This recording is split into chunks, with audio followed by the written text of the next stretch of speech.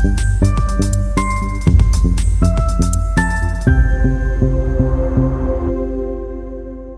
Everyone, welcome to life hacks. आज अपन बात करने वाले अपने नेक्स्ट चैप्टर इलेक्ट्रिक पोटेंशियल के अपन ऑब्जेक्टिव क्वेश्चंस करेंगे जो अपन कर रहे थे 12th क्लास के पीवाई के अपन चल रही है वीडियो। फर्स्ट चैप्टर हो electric field and electric charge वाला, तो अपने पीवाई की वो शॉर्ट लॉन्ग क्वेश्चन सारे कंप्लीट कर लिए।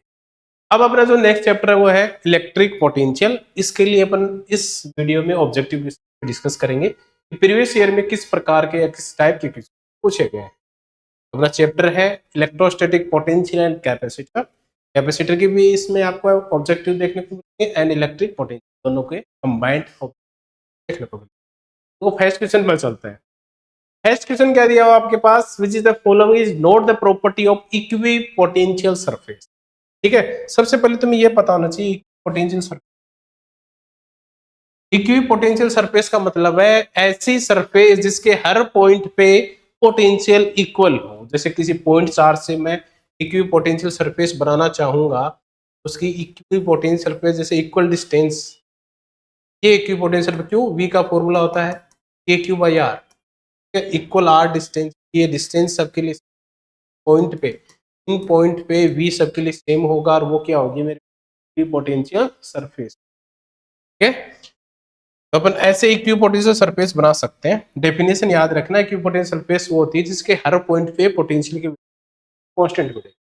ऑप्शन देखो, they do not cross each other, the rate of change of potential with distance on this is zero. Third दे रखा, for a uniform electric field they are concentric sphere, they can be imaginary sphere. देखो चारों option दे रखे हैं, चारों option में क्या है, they not cross each other. Note property बताना नहीं है, कभी भी क्रॉस नहीं करेगी। दूसरी की पोटेंशियल सरफेस बनेगी बट इसके ऐसे बनेगी, कभी एक दूसरे को क्रॉस नहीं करती है। The rate of change in potential with distance on them is zero, तो बोल रहा है कि डीवी बाई डी की वैल्यू जीरो होगी। Rate of change with potential distance DV by D R position के साथ, ऑन देम जीरो, मतलब DV by D R zero दे रहा है, मतलब इलेक्ट्रिक फील्ड यहाँ पे जीरो बता रहा है। क्यों बता रहा है, क्योंकि यहाँ कांस्टेंट चल रहा है। याद रखना, इक्वी पोटेंशियल के लिए v कांस्टेंट होगा और e और v में रिलेशन होता है माइनस का d v by D r. v constant है तो कांस्टेंट का अपन डेरिवेटिव करते हैं तो जीरो है, ये बात कर रहा है। थर्ड पॉइंट है, for a uniform electric field they are concentric sphere. Uniform electric field concentric sphere दे रखे थे, ये पॉइंट सरासर यहाँ पे अपने को नेग्लिजिबल करता हुआ दिखता है। क्यों, क्योंकि ये प्रॉपर्टी को फॉलो नहीं करता इक्विपोटेंशियल सरफेस को, है ना। तो फर्स्ट एंड सेकंड सही है, थर्ड वाला सही नहीं है। दे कैन बी इमेजिनरी स्फीयर, ये भी जो अपने बनाया, ये क्या बन रहा है अपने पास, इमेजिनरी स्फीयर बन रहा है। फोर्थ वाला पॉइंट भी सही होगा, थर्ड वाला पॉइंट, ठीक है ना। तो आपको प्रॉपर्टीज याद होंगी इक्विपोटेंशियल सरफेस की। तो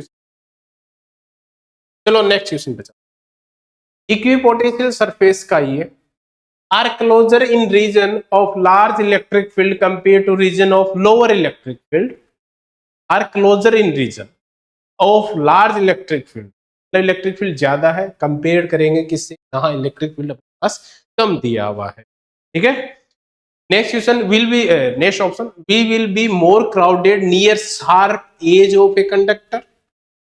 मोर क्राउडेड होता है शार्प एज के पास कंडक्टर के।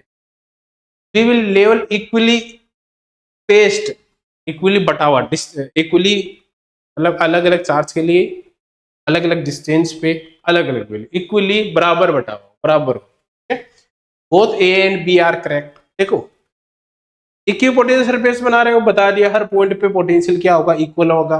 क्लोजर रीजन आएगा, क्लोजर रीजन कर रहे हैं तो लार्ज इलेक्ट्रिक फील्ड कंपेयर हो रहा है to region of lower electric, मतलब जितना दूर जा रहे हैं। आपको पता होगा इलेक्ट्रिक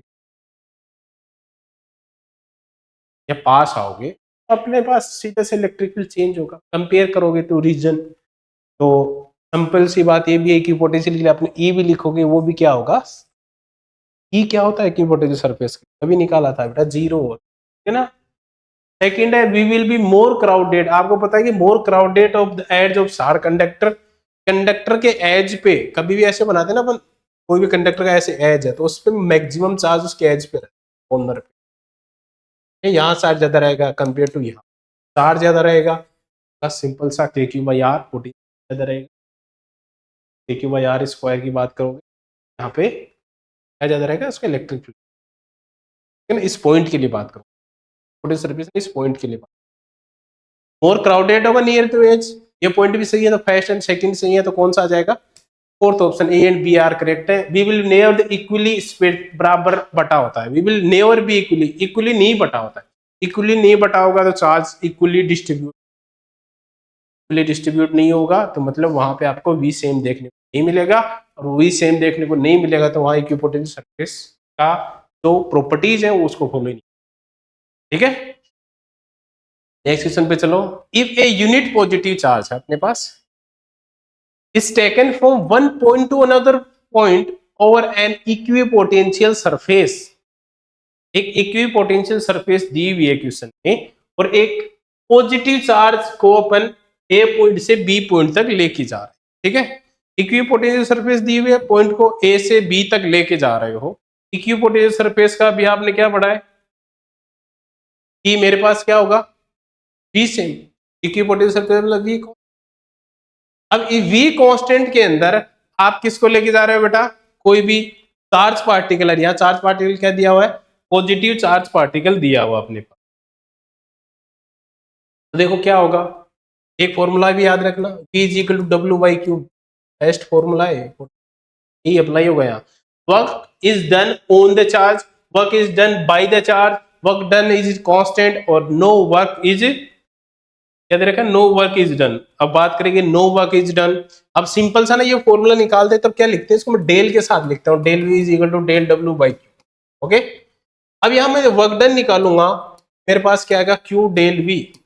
अब डेल वी मतलब चेंज इन पोटेंशियल, अब मैंने क्या लिखा, कांस्टेंट, वी तो है कांस्टेंट, तो पोटेंशियल कांस्टेंट है तो डेल वी की वैल्यू क्या आएगी, डेल वी की वैल्यू क्या आएगी बेटा, जीरो। तो अपने पास डी डब्ल्यू है वो क्या आ जाएगा, जीरो, मतलब चेंज इन वर्क क्या आएगा, जीरो। तो पहले काम था उतना ही है, चेंज नहीं हुआ, ठीक है, काम में कोई चेंज नहीं आया तो सीधा सा सिंपल सा ऑप्शन हो जाएगा, नो वर्क इज डन, कोई वर्क डन नहीं, इसकी वजह से बेटा इक्विपोटेंशियल सरफेस, ओके। सिंपल सा कॉन्सेप्ट लगाओगे, एक फॉर्मूला लगाना है, फॉर्मूला रखोगे, करोगे इसकी।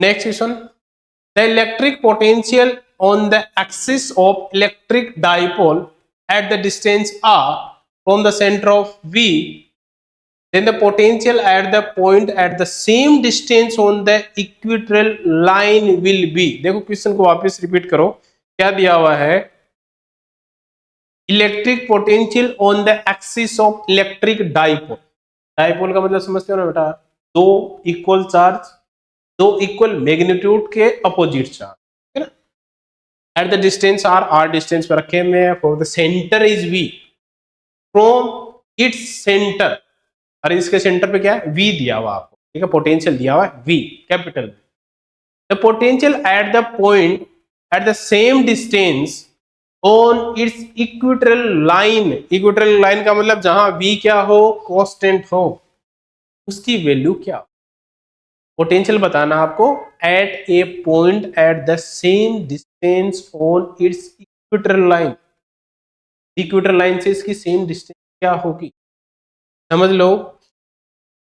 मैं क्या बता रहा हूं कि एक डाइपोल ले रखा मैंने, जैसे प्लस ये माइनस, ठीक है, ये डाइपोल में एक्सिस है on the electric dipole at the distance R, potential है इलेक्ट्रिक डाइपोल से आर डिस्टेंस पे, कितना है बेटा, V, तो then the potential at the point at the same distance on its equatorial line, equatorial line का कौन सी होती है बेटा, ये जैसे ये है, ये ऐसी इक्वेटोरियल लाइन, इधर पॉजिटिव V दे रखा तो इधर क्या हो जाएगा, अपोजिट डायरेक्शन, ठीक है। इक्वेटर लाइन पे लेना है आपको, एक्सियल पे नहीं लेना, इक्वेटर लाइन पे लेना है, इक्वेटर लाइन पे एक पे क्वेश्चन में दिया हुआ है प्लस वी है, its center is plus V, then potential at the point the same distance on equatorial line will be क्या होगा, माइनस वी, ठीक है, तो सिंपल सा है। अपोजिट डायरेक्शन को ध्यान रख के सोल्व करोगे, आसानी से सोल्व हो जाएगा। ठीक है, यूपिटर के लिए क्या आ जाएगा, -v। बहुत आसान आसान क्वेश्चन के अकॉर्डिंग चलो, डायग्राम बनाओ, सोल्व करो, आसान। Next question, electric potential V at any point XYZ is given by V दिया हुआ है, पोटेंशियल दिया हुआ है, क्या दिया हुआ है, 3x, where x in the meter and V in volt, x meter में है, V वोल्ट में। इलेक्ट्रिक फील्ड एट पॉइंट, अब इलेक्ट्रिक फील्ड बताना है 1 मीटर 0.2, अभी आपको पता होगा एक्स एंड वाई की वैल्यू है ना, तो नेगेटिव वैल्यू दी होगा एक्स एंड वाई की वैल्यू, एंड वी दिया हुआ है, ये बताना है अपने को इलेक्ट्रिक फील्ड। एक सिंपल सा फॉर्मूला होता है, E is equal to minus dV/dr। R क्या होता है, 1D 2D 3D के लिए अलग अलग होता है, अलग अलग मतलब 1D के लिए सिर्फ dx लिख देते हैं, 2D के लिए dx भी लिखेंगे, dy भी लिखेंगे। जैसे मैं इसको लिख देता हूँ 3D में, जैसे एक्चुअल रिलेशन है माइनस ग्रेडियंट v होता है, E is equal to minus का ग्रेडियंट v वेक्टर फॉर्म, तो लिखते कैसे हैं, माइनस बार निकाल दिया, dvx by dx I cap plus dvy upon dy j cap plus dvz by dz, ऐसे लिखते हैं, है ना पूरा। लेकिन यहाँ अपने पास सिर्फ x का ही फंक्शन है, तो ये वाला y का फंक्शन 0, z वाला फंक्शन कुछ वैल्यू है ही नहीं। अब x वाले में करेंगे, मैं x वाले में क्या करूंगा बेटा, e निकालूंगा माइनस का dv upon dx I cap, minus dv कितना है 3x square, d by dx करो, इसका कितना आएगा, x 3 बाहर आ जाएगा, कांस्टेंट है x स्क्वायर का, dx करोगे तो क्या आएगा मेरे पास बेटा, फॉर्मूला पता होना चाहिए, d बाई dx, x की पावर n का होता है n x की पावर n माइनस 1, ठीक है, ये पता होना चाहिए। n तो n कितना है 2, 2 3 से मल्टीप्लाई है 6, और 2 माइनस 1 1 बचेगा, तो 6x, ये वैल्यू आएगी e की, माइनस भी साथ चल रहा है, माइनस का 6x, अब माइनस का 6x है, पॉइंट भी दे रखा है अपने को -1902, तो y की वैल्यू तो है ही नहीं यहाँ पे, तो सिर्फ मैं क्या लिखूंगा, x की वैल्यू कितनी है बेटा 1 मीटर, तो x की जगह लिखूंगा 1, तो इलेक्ट्रिक फील्ड मेरे पास आएगा सिंपल सा 1, क्या आएगा बेटा 1 मीटर, x की वैल्यू रख रहा हूं, मीटर में नहीं आएगा, यूनिट लगाओगे न्यूटन पर कूलम, या वोल्ट पर मीटर भी लिख सकते है ना, या v के अकॉर्डिंग लिखो वोल्ट पर मीटर। तो क्वेश्चन में क्या आएगा, माइनस आ रहा है, देखो -6 आ रहा है, ठीक है ना, माइनस क्या दिखा रहा है, अपोजिट डायरेक्शन को, अक्स के अपोजिट डायरेक्शन में, ठीक है, तो -6 क्या है, -x डायरेक्शन में, और 6 वोल्ट पर मीटर, ठीक है ना। इलेक्ट्रिक फील्ड की बेटा दोनों यूनिट याद रखना, वोल्ट पर मीटर भी होती है, एंड इलेक्ट्रिक फील्ड की यूनिट वोल्ट पर मीटर भी होती है dV/dx से, and F is equal to QE से क्या होती है, न्यूटन पर कूलम, कोई सी भी दी हुई, तो माइनस तक डायरेक्शन लेनी थी, माइनस की वजह से मैग्नीट्यूड कितना है 6, ऑप्शन कौन सा हो जाएगा, ऑप्शन हो जाएगा अपने पास 1, ठीक है, आसान सा नोट करते चलो साथ साथ। नेक्स्ट क्वेश्चन, पहले बेटा क्वेश्चन को पढ़ो, पोज करो, उससे करने की कोशिश करना, उसके बाद आगे सॉल्यूशन देखना। An electric dipole of moment P is placed parallel to the uniform electric field. Movement placed parallel the uniform electric field. The amount of work done in the rotating the dipole by 90 degree. अब क्या किया आपने, एक dipole था, उसको 90 degree rotate कराया, तो आपने कितना वर्क डन किया, ये पूछ रहा है। तो आपको पता है कि वर्क डन के लिए आप सिंपल सा क्या निकाल सकते हो, पोटेंशियल एनर्जी भी निकाल सकते हो, क्योंकि वर्क डन और पोटेंशियल एनर्जी दोनों सेम ही होते हैं, ठीक है, तो फॉर्मूला सेम ही होता है, मतलब अब मैं यहां निकालना चाहूंगा तो क्या आएगा, सीधा -PE cos थीटा निकालते हैं, ठीक है, अब cos थीटा निकालते हैं, तो यहाँ पर अपने वर्क डन में चेंज निकालना पड़ेगा, क्यों, क्योंकि पहले एंगल क्या था, बाद में एंगल क्या हुआ, दोनों का चेंज निकालते हैं, ठीक है, तो थीटा पहले क्या था, बाद में क्या हुआ, यदि ये क्वेश्चन से ये पता कर लोगे तो तुम्हारा क्वेश्चन आसानी से हो जाएगा। तो मेरे को पता है पहले थीटा था 0, क्योंकि पैरेलल है, देखो डाइपोल मूवमेंट P पैरेलल है किसके, यूनिफॉर्म इलेक्ट्रिक फील्ड E के। पैरेलल होते हैं जब, तब थीटा होता है जी। और वो थीटा 0 से कहां कर रहे हैं बेटा, 90। तो मेरे को क्या निकालना है, ठीक है। तो डेल V निकालूंगा तो क्या होता है बेटा, डेल ओमेगा निकालूंगा, या W वर्क डन निकालो, डेल वर्क डन निकालूंगा तो क्या आएगा, W2 माइनस W1। 2 मतलब 90 के कारण फॉर्मूला कौन सा अप्लाई होगा, माइनस का P cos थीटा माइनस का PE cos थीटा, थीटा की जगह पहले क्या आएगा 90 माइनस का ये वाला माइनस, फिर वापिस W का फॉर्मूला होता है माइनस का PE cos थीटा की जगह 0, पहले 90 रखा है 0 माइनस इस वाले के कारण आया, एक ये माइनस है फॉर्मूले के कारण। फॉर्मूला इधर लिख देता हूँ, पोटेंशियल एनर्जी लिख दो, या वर्क डन का फॉर्मूला होता है minus P dot E cos theta, ठीक है, सिंपल सा फॉर्मूला होता है। देखो साइन 90 की वैल्यू 0, ये वाली 0 आएगी, माइनस माइनस प्लस हो जाएंगे, और cos 0 की वैल्यू होती है 1, तो प्लस 0 में PE ऐड करोगे क्या आएगा बेटा PE। मेरे पास जो वर्क डन था 0 डिग्री से 90 डिग्री तक उसको रोटेट कराने के लिए वर्क डन कितना है बेटा PE, ना ऑप्शन हो जाएगा B, ठीक है, आसान सा था। एक फॉर्मूला याद होना चाहिए था, पोटेंशियल एनर्जी वर्क डन का माइनस का P cos थीटा, और वर्क डन 0 डिग्री से 90 डिग्री रोटेट करा रहे हो तो अपन DLW निकालेंगे, W2 माइनस W1, दोनों में फॉर्मूले अप्लाई करो, थीटा 0 90 रखो, सोल्व करोगे आंसर आ जाएगा, ठीक है। आसान सा। नेक्स्ट क्वेश्चन पे चलो बेटा, नेक्स्ट क्वेश्चन दे रखा क्या दे रखा है, 3 चार्ज अपने पास 2q minus q lie on the workpiece of triangle, the value of E and the V, the centre of the triangle दिया हुआ है, पहले ट्राइंगल बनाओ। चार्ज है मेरे पास 2q माइनस का q और ये सेंट्रोइड बना लो, ठीक है। देखो ऐसे क्वेश्चन में ना आप स्केलर या वेक्टर अप्लाई कर लिया करो, स्केलर या वेक्टर अप्लाई करोगे क्वेश्चन आसानी से हो जाएगा। जैसे मैं यहाँ वेक्टर स्केलर वाला अप्लाई करूंगा, किसका वाला, पोटेंशियल के लिए स्केलर पोटेंशियल अप्लाई करूंगा, स्केलर पोटेंशियल अप्लाई करूंगा तो देखो माइनस क्यू मिलके 2q बाहर निकल रहा है, या मैं टोटल चार्ज फाइंड कर लूंगा, एक जंक्शन पे टोटल चार्ज फाइंड करोगे तो क्या आएगा, टोटल चार्ज फाइंड करोगे तो प्लस का 2q है माइनस का q है मेरेगा 0, टोटल चार्ज बनेगा, मतलब v क्या बन रहा है 0, ठीक है, v अपने पास 0 बन रहा है। अब मेन बात आती है क्या सर यहाँ पे E भी 0 बनेगा।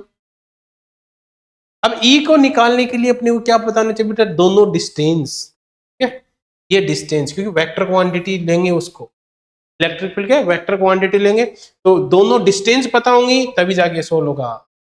मैंने तो स्केलर पोटेंशियल से कर दिया इसको, P को तो 0, लेकिन इलेक्ट्रिक फील्ड 0 नहीं होगा, अपने को डिस्टेंस निकालनी पड़ेगी, जैसे अपने पास इक्वेटोरियल ट्रायंगल दिया हुआ हो या कुछ, तो अपने को पास कुछ ना कुछ वैल्यू देखने को मिलेगी, इलेक्ट्रिक फील्ड की वैल्यू कुछ ना कुछ देखने को मिलेगी, मतलब 0 नहीं, सिंपल सा है, इलेक्ट्रिक फील्ड 0 नहीं होगा, जबकि V स्केलर पोटेंशियल से अपन क्या बता सकते हैं बेटा 0 होगा।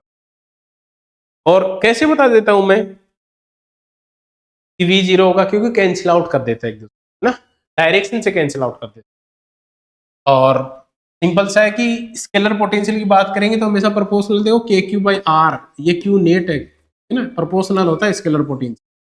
इस वाले फॉर्मूले से मैं इसको कर रहा हूँ, Q नेट मैंने 0 रखा है और R की वैल्यू अपने को जरूरत नहीं है रखने की, Q नेट 0 हो गया इसलिए V 0 हो गया, और इससे ही अपन बता सकते हैं कि टोटल चार्ज है, और टोटल चार्ज V 0 हो गया।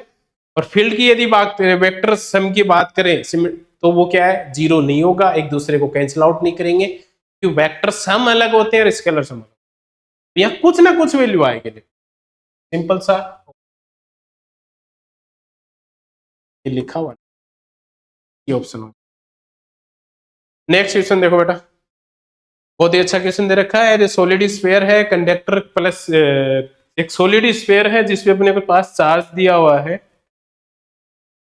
Conductor has plus q and radius r है, and its surrounding by the solid sphere shell with charge minus q, inner radius 2r है एंड आउटर रेडियस 3। दो तीन चीजें दी हुई, देखो सॉलिड स्फीयर है, अंदर वाला स्फीयर उसकी रेडियस r है, चार्ज है प्लस, अंदर वाला स्फीयर रेडियस स्मॉल r है, चार्ज है प्लस q, आगे पहुंचो, यहां तक मैं पहुंचा, यहां तक रेडियस हो जाती है 2r और चार्ज भी इनर रेडियस 2r है, अंदर चार्ज था +q। फिर ये 3r रेडियस होती तो वहां आता है चार्ज मेरे पास -q। ये दो तीन चीजें आती हैं। तो which is the following statement is true, ये बताना है। पहला है the electric potential has magnitude at C and the electric field has the maximum magnitude at A. क्या पूछा, देखो इलेक्ट्रिक पोटेंशियल मैक्सिमम मैग्नीट्यूड होगा सी पे, देखो ठीक है, और इलेक्ट्रिक फील्ड मैक्सिमम होगा मैग्नीट्यूड ए पे। हमें ये पता होना चाहिए कि इलेक्ट्रिक पोटेंशियल और इलेक्ट्रिक फील्ड अपन निकालेंगे क्या। इलेक्ट्रिक फील्ड के लिए तो मेरे पास चार्ज चाहिए, पोटेंशियल के लिए मेरे को पोटेंशियल डिफरेंट चाहिए। The electric potential has the maximum magnitude at D and the electric field has maximum magnitude at B. The electric potential, third option देख रहे हैं, the electric potential at A is 0 and electric potential has the maximum magnitude at D. Fourth है, both of electric potential and electric field achieve a maximum magnitude at B. ये बता रहा है कि B पे दोनों का मैक्सिमम मैग्नीट्यूड होगा। इसके लिए सिंपल सा अपने को क्या करना है बेटा, चार्ज को ध्यान में रखो, चार्ज का यूज करते हुए इस स्टेटमेंट को अपन चेक करेंगे। तो सिंपल सा बात है, पहले डायग्राम जो दिया हुआ है, एक रेडियस r है, फिर रेडियस 2r हुई, फिर रेडियस 3r हुई, फिर +4 से अपन कहां पहुंचे, -q चार्ज तक पहुंचे। अब अपन क्या करेंगे, इसमें अपन रीजन के अकॉर्डिंग देखेंगे, A B C D 4 region दिए हुए हैं, उसके अकॉर्डिंग वैल्यू निकालेंगे। तो देखो ए के मैं अंदर देखूंगा तो इनसाइड द चार्ज करूंगा तो ए पे चार्ज दे रखा है +q, लेकिन आपको पता है कि चार्ज कहाँ रहता है, इस सरफेस पे रहता है। ए रीजन के लिए, अंदर वाले रीजन के लिए, ए रीजन के लिए इलेक्ट्रिक फील्ड क्या हो गया बेटा, 0 हो गया। आप स्फीयर के लिए निकालते हैं ना, कंडक्टिंग स्फीयर के लिए उसके इनसाइड द चार्ज 0 होता है, उसके बाहर क्या होता है, टोटल चार्ज सरफेस पे होता है, तो इनसाइड द चार्ज 0 कर देते। वैसे यहाँ ए के लिए क्या हो गया, 0। इलेक्ट्रिक फील्ड 0 है लेकिन वी 0 नहीं, वी की वैल्यू आएगी के, चार्ज कितना है +q/r, एक के लिए लिखा है। बी पे निकालूंगा, बी पे देखो, बी पे V आ रहा है आपको, बी पॉइंट पे निकालोगे, सिंपल सा आपके पास V भी क्या आ जाएगा, KQ/R, चार्ज दिया हुआ है, और E भी क्या आएगा, KQ/R²। यदि B पॉइंट पे निकालूंगा, E कितना आएगा बेटा, E आएगा KQ/R², ठीक है ना। R डिस्टेंस पे आ गया हूँ, B पॉइंट पे आ गया हूँ, R डिस्टेंस पे आ गया हूँ, मेरे पास E आएगा KQ/R², चार्ज Q है, और V वही रहेगा KQ/R। C पॉइंट पे निकालूंगा, C पॉइंट कहाँ है बेटा, देखो ये वाला दे रखा। अब इसमें भी इलेक्ट्रिक फील्ड मेरे पास क्या आ रहा है, इलेक्ट्रिक फील्ड निकालूंगा तो यहाँ चार्ज देखो दो आ गए हैं, एक +q है, एक -q है, ठीक है। यहाँ पे आप टोटल चार्ज निकालोगे, पहले इलेक्ट्रिक फील्ड निकालोगे। अब मेरे पास बताओ, यहाँ मेरे पास चार्ज कितना हो, q एंड -q, दो चीजें दी हुई हैं। या आप कंडीशन ये भी रख सकते हो, देखो इस क्वेश्चन को करने के दो तरीके थे, एक ऐसे कर दो 0 से r की कंडीशन, r से 2r की कंडीशन, r से 3r की कंडीशन। तो इसके अकॉर्डिंग जैसे सोचोगे, जैसे मैं चलूंगा, देखो 0 से r चला, ओके, एक कंडीशन लगाता हूं मैं 0 से r, दूसरी है r से 2r, तीसरी है मेरे पास 2r से 3r। ये तीन कंडीशन की बात कर रहे हैं, ठीक है। रीजन यही है अपने पास, ये 0 पे था तब A था, फिर इससे इस पे B आ गया, फिर इससे गया C आ गया, इस पे गया D रीजन आ गया। तो अपन इस कंडीशन को ही ध्यान रखे हुए क्वेश्चन सोल्व करते हैं, बहुत आसानी से हो, कंफ्यूजन नहीं होगी। यदि मैं ए वाली की बात करूं तो ए पे क्या है बेटा, पॉइंट पे 0 हो गया और आपने पोटेंशियल निकाल लिया KQ/R। बी वाली कंडीशन की यदि मैं बात करूंगा, बी वाली कंडीशन पे यदि बात करूंगा, R से 2R जा रहा हूं, R से 2R जा रहा हूं, ठीक है, R से 2R जा रहा हूं, तो मेरे पास चार्ज, देखो चार्ज कितना है, कितना दिया हुआ है क्वेश्चन में, एक +q है, एक -q है, दोनों चार्ज ऐड करोगे और E निकालोगे, ठीक है। एक प्लस चार्ज के कारण इलेक्ट्रिक फील्ड आएगा, एक माइनस चार्ज या -q चार्ज के कारण इलेक्ट्रिक फील्ड आएगा, तो अपन सोल्व करेंगे और अपने पास वैल्यू आएगी। फिर अपन थर्ड कंडीशन की बात करते हैं, मैं 2r से 3r जा रहा हूं, 2r से यदि मैं 3r जाऊंगा, मेरे पास एक और कंडीशन आएगी जहां मेरे को चार्ज देखने को मिलेंगे 2r से यदि 3r में जा रहा हूं, मेरे पास चार्ज क्या है बेटा, माइनस। ठीक है ना, ऐसे अपन अलग अलग डिवाइड करके कंडीशन करके अपन इसकी वैल्यू निकालने के, जो क्वेश्चन अच्छा था, सोल्व करोगे आसानी से होगा। करने का तरीका मैंने बताया है, कंडीशन के अकॉर्डिंग कर लेना, सोल्व हो जाएगा, समझ गए। और सिंपल सा है, वी प्रोपोर्शनल आर के हिसाब से भी अकॉर्डिंग इसको कर सकते हैं। नेक्स्ट क्वेश्चन देखो, टू चार्ज है plus 14 micro coulomb and minus, मतलब Q1 Q2 दिए हुए, Q1 दिया हुआ है 14 म्यू, टू दिया हुआ है मेरे पास माइनस का 4 mu. Place at the distance दे रखी है बेटा, दो डिस्टेंस, ये कहाँ प्लेस है, 12 सेंटीमीटर और 0 0 पे, ठीक है, 3D दिया हुआ है, ये 12 centimeter 0 meter, X Y Z की वैल्यू दी हुई है। ई इलेक्ट्रिक फील्ड दिया हुआ है मेरे पास बेटा, कितना दिया हुआ है, B upon R square, aware B, B भी दिया, बी की वैल्यू कितनी है, 1.2 10⁶ न्यूटन पर centimeter square. R is the meter, B upon R square है, वहां आर क्या है, मीटर में है, बी की वैल्यू दे रखी है सेंटीमीटर, है ना, तो इनको अपने को चेंज भी करने पड़ेंगे। अपने को निकालनी क्या है बेटा, electrostatic energy, electrostatics potential energy. अब बात करें पोटेंशियल एनर्जी का फॉर्मूला बता देता हूँ बेटा, पोटेंशियल एनर्जी का फॉर्मूला कैसे निकालते हैं, एफ डॉट डी आर से, ठीक है, एफ डॉट डी आर से फॉर्मूला बनेगा के Q1 Q2 बाय आर, ऐसे आता है, ठीक है। तो इसमें अपने को क्या क्या दे रखा है क्वेश्चन में, वो वैल्यू रखेंगे, सोल्व करेंगे। तो Q1 Q2 तो तुम्हें दे रखा है, सिंपल सा, बी भी तुम्हें दे रखा है, वैल्यू रखो, के की वैल्यू रखो और सोल्व करो। अब देखो ई दे रखा है,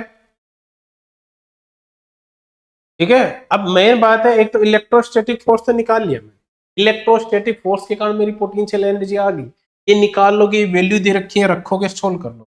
लेकिन यहां से आपके पास टोटल पोटेंशियल एनर्जी, क्यों, क्योंकि क्वेश्चन में आपको 3D में दिया हुआ है, एक रिलेशन भी दिया हुआ है, एक्सटर्नल इलेक्ट्रिक फील्ड अप्लाई हो रहा है उस पर, ये कब था, चार्ज के कारण एक्सटर्नल इलेक्ट्रिक फील्ड अप्लाई हो रहा है, उसके कारण भी उस पर क्या आएगा बेटा, के कारण उस पे कुछ पोटेंशियल एनर्जी अलग से लगेगी, और वो पोटेंशियल एनर्जी में अपन कैसे निकालेंगे, सिंपल सा फॉर्मूला होता है बेटा, पोटेंशियल एनर्जी यदि एक्सटर्नल फील्ड अप्लाई हो रहा हो के साथ, पोटेंशियल एनर्जी का फॉर्मूला, जैसे मैंने अभी फॉर्मूला क्या लिखा पोटेंशियल एनर्जी का, एफ डॉट डी आर लिखा है, इसी को मैं यूज करूं यदि किसके लिए बेटा, एक्सटर्नल इलेक्ट्रिक फील्ड के लिए, तो ये फॉर्मूला जैसे आपने पढ़ा ना, क्या पढ़ा है बेटा, F is equal to Q E, याद हो तो आपने पढ़ा होगा, F is equal to Q E, यदि वो वैल्यू रखोगे, सोल्व करोगे, ये आसानी से सोल्व हो जाएगा। कैसे हो जाएगा वो मैं बताऊंगा, क्योंकि फोर्स रख रहा हूं, फोर्स को मैंने सोल्व करना है, फोर्स को सोल्व करूंगा तो मेरे पास वैल्यू आ जाएगी, ठीक है। जैसे देखो ये फोर्स है, सिंपल सा, इसी फोर्स का मैंने क्या किया, इंटीग्रेशन किया डीआर के साथ, तो वैल्यू आई है। अब इलेक्ट्रोस्टैटिक फोर्स है मेरा क्यूई, ओके, ये क्यूई क्या है, क्यू क्या है, टोटल चार्ज, टोटल चार्ज तुम्हारे पास दे रखा है Q1 plus Q2, Q1 plus कर लोगे।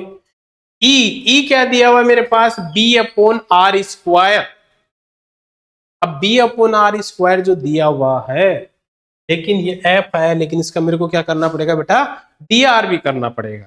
तो फाई जो अपने पास ई है, इसका डी आर करूंगा 1/r² डी आर, या मैं इसी के साथ लिख देता हूं, Q E, Q E, Q E, ये इलेक्ट्रोस्टैटिक के कारण, एक्सटर्नल इलेक्ट्रोस्टैटिक के कारण वैल्यू आई, इसके कारण तो ये आ गया, इसके कारण टोटल चार्ज लिखूंगा मैं क्यू नेट, और जो वैल्यू आई वो रख दो बी अपॉन आर स्क्वायर और डी आर, ठीक है, और वो इंटीग्रेशन, क्यू नेट मतलब क्यू तो क्या होगा, कांस्टेंट होगा, बी अपॉन आर स्क्वायर का इंटीग्रेशन करो, सिंपल सा बेटा क्या आएगा तुम्हारे पास, देखो 1/r² का इंटीग्रेशन करते हैं, क्या आता है, 1/r² का इंटीग्रेशन करते हैं, ये भी बता देता हूँ, अलग से बता देता हूँ, 1/r² D R, 80 power n से करेंगे, एन एक्स की पावर एन माइनस वन होता है ना, ये तो डेरिवेटिव होता है। एक्स की पावर एन का इंटीग्रेशन कर रहे हैं तो एक्स की power N plus one by, यहाँ एक्स की पावर ऊपर लेके चले जाओ, आर की power minus two D R, R X की जगह आर है तो R minus two plus one, minus two plus one, तो मेरे पास है माइनस का वन बाई आर, ठीक है। इंटीग्रेशन क्या होगा, माइनस का वन बाई, बी क्या था कांस्टेंट है, तो मेरे पास वैल्यू आई माइनस का बी बाई आर, ठीक है। अब क्वेश्चन में अपने पास दोनों चीजें रखेंगे,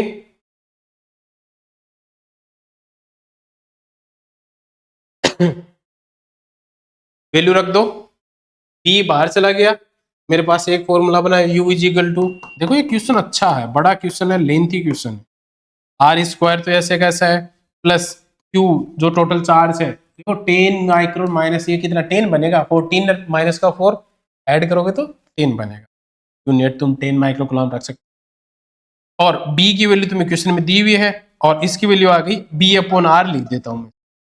अब सर बताएंगे सर माइनस क्यों नहीं, देखो माइनस क्यू ही होता है इधर, ठीक है ना, तो यहाँ क्या आता minus minus minus minus plus हो जाता है, इसलिए मैं क्या लिखा B upon R, F is equal to minus Q. अब देखो बी की वैल्यू तुम्हारे पास है ये रही, आर की वैल्यू ये रही, यहां से निकालोगे, पी तुम्हारे पास है, आर तुम्हारे पास है, Q net total charge 14 minus 4, के की वैल्यू तुम्हें पता ही है 9 10 पावर 9, Q1 Q2 14 4, आर तुम्हें क्या हुआ माइनस 12 से 12 करोगे, 12 करोगे, ठीक है। मैथमेटिकल चीजें मैं तुम पे छोड़ता हूँ, बस फॉर्मूले में वैल्यू रखनी है, सोल्व करना है, क्यों आएगी इसकी 97 पॉइंट, ठीक है। सोल्व करना आसानी से हो जाएगा, ज्यादा कुछ है नहीं, ज्यादा हार्ड क्वेश्चन है। हाँ समझने के लिए लेंथी क्वेश्चन था, क्योंकि आपके अकॉर्डिंग एनसीईआरटी में आपने यही पढ़ा है, ये अलग से चीज आई है जो एक्सटर्नल इलेक्ट्रिक फील्ड अप्लाई हो रहा है जिसके कारण पोटेंशियल एनर्जी आ रही है वो, ठीक है, एक अलग से पार्ट ऐड हो रहा है, ये आपको ध्यान। नेक्स्ट क्वेश्चन पे चलते हैं, चलो नेक्स्ट क्वेश्चन दे रखा है, इक्वी पोटेंशियल सरफेस है अपने पास at the large distance from the collection of charge whose total sum is not zero, collection है charge whose total sum is not zero, total sum not zero नहीं है, ठीक है, टोटल सम नोट जीरो मतलब total charge का वो neutral body नहीं हुई, तो उसके पास कोई ना कोई चार्ज होगा। अब उसके पास कोई ना कोई चार्ज है, तो मतलब मैं एज ए पॉइंट चार्ज की बात कर लो, तो मैं उसके लिए क्या बनाऊंगा, इक्विपोटेंशियल सरफेस बनाते जाओ बनाते जाओ बनाते, तो सीधा सा बात है, अभी अपने इक्विपोटेंशियल सरफेस बनाई थी, हमेशा क्या बनती है बेटा, स्फेरिकल शेप की बनती है, कैसी बनती है बेटा, स्फेरिकल शेप है, तो अभी बनाई थी ना मैंने डायग्राम पॉजिटिव चार्ज के लिए, तो कलेक्शन नॉन जीरो होगा तो नेट चार्ज के लिए क्या बनेगा, स्फेयर, स्फेयर शेप मिलेगी। और इसका रीजन क्या है, एट लार्ज डिस्टेंस पे बिहेव कैसे करेगा, जैसे ऐसे मान लो एक बंडल था, एक चार्ज का बंडल, पॉजिटिव चार्ज है, अब मैं इसको लार्ज डिस्टेंस से ऑब्जर्व कर रहा हूँ, तो लार्ज डिस्टेंस से ऑब्जर्व कर रहा हूँ तो कैसे बिहेव करने लग जाएगा, पॉइंट चार्ज, ये पॉइंट चार्ज की तरह बिहेव करने लग जाएगा, तो पॉइंट चार्ज की इक्विपोटेंशियल सरफेस ऐसा कैसी बनती है, पॉइंट चार्ज की स्फेरिकल, तो इनफाइनाइट लिखा ना, तो लार्ज डिस्टेंस लिखा है, उसके कारण क्या होगा, लार्ज डिस्टेंस के कारण वो किसकी तरह बिहेव करने लग जाएगा, पॉइंट चार्ज जाएगा, और पॉइंट चार्ज के लिए क्या आती है, तो equipotential spherical shape. Next question पे चलो बेटा, when a dielectric material is introduced between the plates of the charge, consider the electric field between them, electric field बताना, जैसे मैंने बताया था, देखो F is equal to force के में वाले में बताया था मैंने, फॉर्मूला होता है 1/4 pi epsilon naught Q1 Q2 by R square, या मीडियम रख दोगे, मीडियम रख दूंगा तो मैं जो कांस्टेंट होता है उसका 1/Q, जैसे इस वाले फॉर्मूले में F is equal to medium के लिए क्या लिखते हैं बेटा, अपन एप्सिलॉन नहीं लिखते, नोट नहीं लगाते, नोट लगाते हैं वैक्यूम के लिए, ये फोर्स है, ओके। आपने एक रिलेशन पढ़ा होगा, F R epsilon is equal to epsilon R epsilon naught, ठीक है। एप्सिलॉन आर क्या होता है बेटा, डाइलेक्ट्रिक कांस्टेंट, इसको ऐसे भी लिख सकता हूं मैं, तो यहाँ इसकी जगह क्या रखूंगा मैं, एप्सिलॉन आर और ए नॉट, एप्सिलॉन आर को के भी लिख देते हैं, क्या लिख देते हैं, के, तो इसकी जगह इसकी जगह एप्सिलॉन नॉट और एप्सिलॉन आर या के लिखूंगा, या के एप्सिलॉन नॉट लिखूंगा, के बाहर आ जाएगा, एप्सिलॉन नॉट क्या लिख दूंगा। ये रिलेशन होता है फोर्स के अंदर। अभी ये डाइलेक्ट्रिक प्लेट रख रहे हैं तो अपने को किसके अंदर बताना है बेटा, इलेक्ट्रिक फील्ड के अंदर बताना है। सीधा सा है। इलेक्ट्रिक फील्ड के अंदर भी अपन बात करेंगे, किसी भी प्लेट के लिए बात कर लो, किसी के लिए बात कर लो, शीट में रखोगे जो फोर्स के साथ हो रहा है वही, क्यों F इक्वल टू क्या होता है माइनस क्यू, ठीक है। जो इलेक्ट्रिक फील्ड के साथ हो रहा है वही किसके साथ होगा, फोर्स, जो फोर्स के साथ होगा वही electric. Dielectric material between the plates की बात करें, सिग्मा अपॉन एप्सिलॉन की बात करोगे, प्लेट्स की बात सिग्मा क्यों बोला मैंने, तो इलेक्ट्रिक फील्ड क्या हो जाएगा, सिग्मा अपॉन एप्सिलॉन नॉट के टाइम्स 1 बाई के टाइम्स होगा, वही होगा जो फोर्स के साथ होता है, इलेक्ट्रोस्टैटिक फोर्स के साथ होता है, सेम टू सेम किसके साथ होगा बेटा, इलेक्ट्रिक फील्ड के साथ, ठीक है। तो के बढ़ेगा, क्या होगा, प्लेट्स क्या है, whether dielectric material introduce between the plates, तो इंट्रोड्यूस कर रहे हो, रख रहे हो यहाँ पे, तो ई क्या हो जाएगा, डिक्रीज, वैक्यूम के लिए, और फोर्स भी डिक्रीज होता है ना, दोनों चीज डिक्रीज होता है। एक कैपेसिटेंस होता है, कैपेसिटेंस वो इंक्रीज होता है, क्यों, क्यों उसके लिए सी का फॉर्मूला होता है के सी नॉट, है ना। कैपेसिटेंस के लिए याद रख लेना, में पढ़ेंगे, कैपेसिटेंस के लिए अलग से बता देता हूँ, सी इज इक्वल टू क्या आता है, के सी नॉट। यदि डाइलेक्ट्रिक कांस्टेंट रख देते हो तो एक कैपेसिटर के बीच में, तो उसका कैपेसिटेंस बढ़ जाता है, बाकी में कमी हो। Next, in the given figure equivalent capacitance of the given combination of 5 capacitor is, आपको एफ लिखा, ठीक है। अब देखो ऐसे क्वेश्चन दिए हुए होते हैं, इनके लिए अपन सीधा सा क्या करते हैं, इन डायग्राम को आसानी से समझो और सोल्व करोगे तो आसानी से सोल्व हो जाएंगे। और देखो 4 दिया हुआ है, 4 8 दिया हुआ है, एंड ये 4 दिया, ठीक है। सिंपल सा अपन साइड से इसको सोल्व करते चलेंगे। जैसे ए से सी के बीच में ही पूछा है ना क्वेश्चन, नहीं दिया हुआ मतलब ए से सी के बीच में ही पूछा है, पॉइंट दे रखे हैं ए बी, ये सी और ये डी, ऐसे दिया, आगे दे दिया। ऐसे क्वेश्चन दिए हुए तो तुम क्या देखोगे, कभी भी सीरीज या पैरेलल कॉम्बिनेशन का पता करने के लिए इनिशियल और फाइनल पॉइंट देखा, ठीक है। यदि दो के इनिशियल एक जगह है, ठीक है, इनिशियल पॉइंट सेम है और फाइनल पॉइंट सेम है, तुम्हें पता होना चाहिए इनिशियल और फाइनल पॉइंट यदि सेम है तो उनका initial and final point same है, जैसे अपन बनाते ना, ऐसे एग्जांपल बना, initial and final point same है तो वो किस में होते हैं बेटा, पैरेलल में, ठीक है। और एक का फाइनल पॉइंट दूसरे का इनिशियल पॉइंट बन रहा है, एक का फाइनल पॉइंट दूसरे का इनिशियल पॉइंट बन रहा है, तो मेरे पास क्या होगा बेटा, एक का फाइनल पॉइंट, जैसे ये इसका इनिशियल, ये इसका फाइनल, ये दूसरा इनिशियल, ये दूसरे का इनिशियल, लेकिन पहले का क्या है, फाइनल पॉइंट, वो क्या होती है बेटा, सीरीज, सीरीज कॉम्बिनेशन, ये पैरेलल। ऐसे अपन पता करते हैं कि सीरीज में है या पैरेलल में है। ऐसे तुम करोगे तो सेम ये पता करो कि इसमें सीरीज में कौन है और पैरेलल में कौन, ये पता करते चलेंगे तो अपन क्वेश्चन सोल्व करते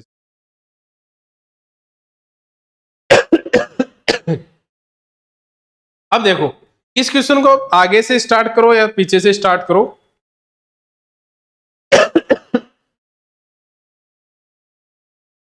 अब देखो इसमें दो हैं,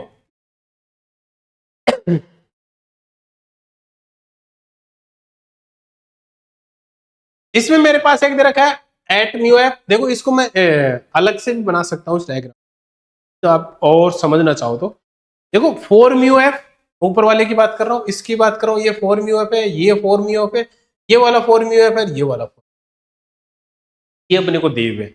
इन चारों को यदि तुम मेजर करोगे तो तुम ये देख रहे हो, ये इसका दोनों का इनिशियल पॉइंट, ठीक है। अब दोनों का फाइनल पॉइंट ढूंढो कहां है, एक का फाइनल पॉइंट यहीं जा रहा है, एक का आगे जा रहा है, ओके। जैसे ऐसी पोजीशन के लिए